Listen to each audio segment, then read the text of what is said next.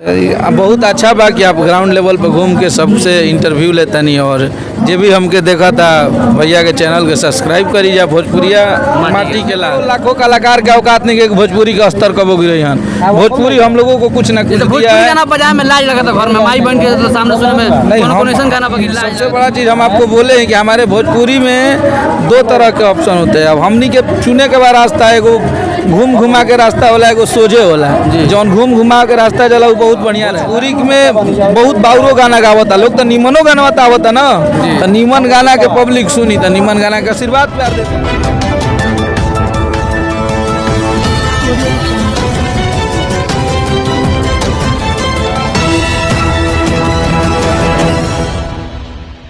नमस्कार, हम बानी दिलीप दीवाना, युवा कवि रवा देख रहे बानी भोजपुरिया माटी के लाल। आज हम पहुंचल बानी बिहार राज्य के बक्सर जिला में और हमारा साथ बानी उत्तर प्रदेश बिहार के खेसारी लाल यादव के गीतकार अखिलेश कश्यप जी। यहाँ से तमाम बातचीत हुई। सबसे पहले तो हमारे चैनल में स्वागत बा।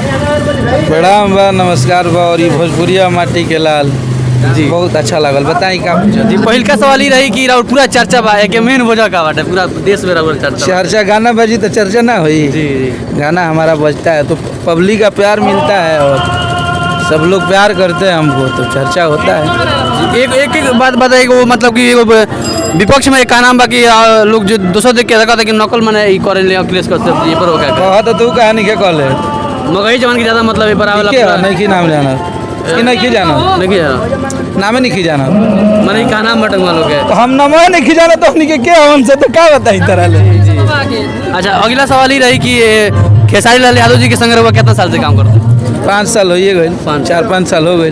जी कितना लगभग गीत लिख दिल बनी अपना तक? बहुत सारा गीत लिखले बनी। हम तो भुला गए बनी कि कितना हिट भइल बा, कितना लिखले बनी।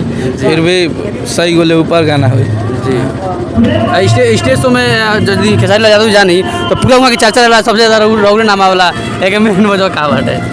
नहीं, मंच पे जाते हैं तो उनके साथ हम लोग जाते हैं और अक्सर स्टेज शो जहाँ होता है वहाँ पे हम लोग जाते हैं, इसलिए कि हम लोगों का कॉम्बिनेशन ज़्यादा रहता है। हम लोग इंटरटेन करते हुए दूर दूर रास्ते में जाते हैं, तो इसलिए हम लोग जाते हैं साथ में। ज़्यादा अश्लील गीत गाओ था सिंगर लोग नए नए पैदा होता है बबुआन पर हैरान पर गाओ था, वो लोग खातिर का संदेश दे का सुझाव दे? भोजपुरी में अश्लीलता कहीं है नहीं है।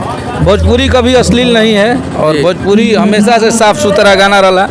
आपके लिए ऑप्शन होते हैं एक डिसलाइक और एक लाइक का। जी। अगर साफ सुथरा गाना के लोग सुनत हन तो बुरा गाना अबे ना करी, और बुरा गाना लोग सुनत हन तबे तो लोग गावत हैं। अच्छा, मैं समाज की कितना गलती बा? समाज मान लीजिए देखत नहीं तो व्यू आवत कहाँ से बा? तो वह बात न कनी। हाँ, अगर गंदा गाना केहू गावता जी जी तो लोग सुनत हन तबे ओकरा प्रोत्साहन मिलता।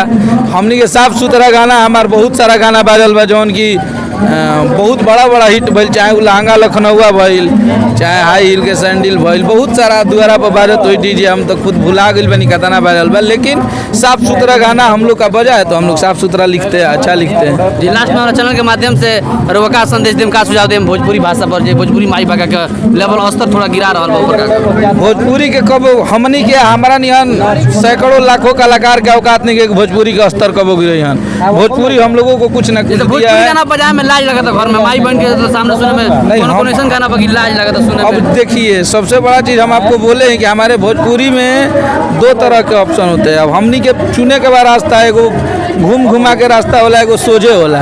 जौन घूम घुमा के रास्ता चला वो बहुत बढ़िया रहेला।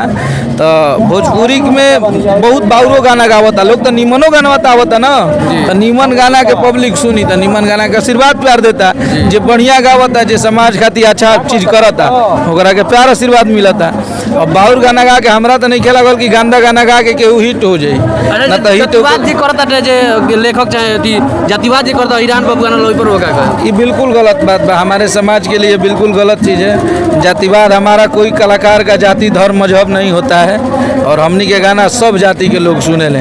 हम पंडित जी हैं तो हमारे लिखल पंडित जी लोग सुने लें ना, सब बेहतर सुने। चाहे कोई भी हो, बाबू साहब जो गावत है उनका गाना बाबू साहब लोग सुने लें, चाहे जादव जी लोग गावत है लोग तो जादव जी, सबका गाना सब लोग सुनता है। जाति होता ही नहीं है, कलाकार का कोई जाति नहीं होता है। हम लोग जहाँ जाते हैं, जिस शहर में जाते हैं वहीं के हो जाते हैं। जी बहुत अच्छा बा कि आप ग्राउंड लेवल पर घूम के सबसे इंटरव्यू लेतनी और जे भी हमके देखा था भैया के चैनल के सब्सक्राइब करी जा। भोजपुरिया माटी के लाल, तो यहाँ के चैनल के जी जी मैं भैया के स्टूडियो गया, जी बहुत ही मतलब भोजपुरी बोल भोजपुरी भैया के स्टूडियो हम गए नहीं एक दिन जी, जी। बहुत लोग कहेला कि भैया गाना चुरा के लिखेले, जी। गाना हई करेला हम करेले, लेकिन हम भैया साथे बैठे रहे भैया के 5 मिनट में एगो गाना लिख देले। आ कंपोजिंग हमारे शुभम भाई हमारे मित्र हैं, वो जे कहेला चोर हवन महा अब का हम कहीं ओकरा के 5 मिनट ना लगल गाना लिख देले, इतना जल्दी गाना लिखल है। हमरो लोग कहत रहे भैया कि मैंने चुरावेला थोड़ा सा एगो हो जाला नु। सबसे बड़ा चीज बा लेकिन कि जे बैठे के साथे हम- कहता ओकरा के कह दिया जाला, हम केहू के बोले के सबसे बड़ा चीज बा कि पीठ पीछे तो भारत के प्रधानमंत्री नरेंद्र मोदी हमें उनका के सबसे ज्यादा लोग विरोध भैया कर के रहे हैं। स्टूडियो में 5 मिनट बैठनी, 5 मिनट में एगो गाना लिखा गई, तो ई बहुत गलत बात बाटे। अब बात बाटे अश्लीलता, अपवाद ज्यादा हाँ अपवाद ज्यादा बा। अब बात बाटे अश्लीलता के, तो सबसे पहले हम एगो बात कहम कि रुआ अश्लीलता के बढ़ावा दी ना, अश्लीलता खुद बंद हो जाई।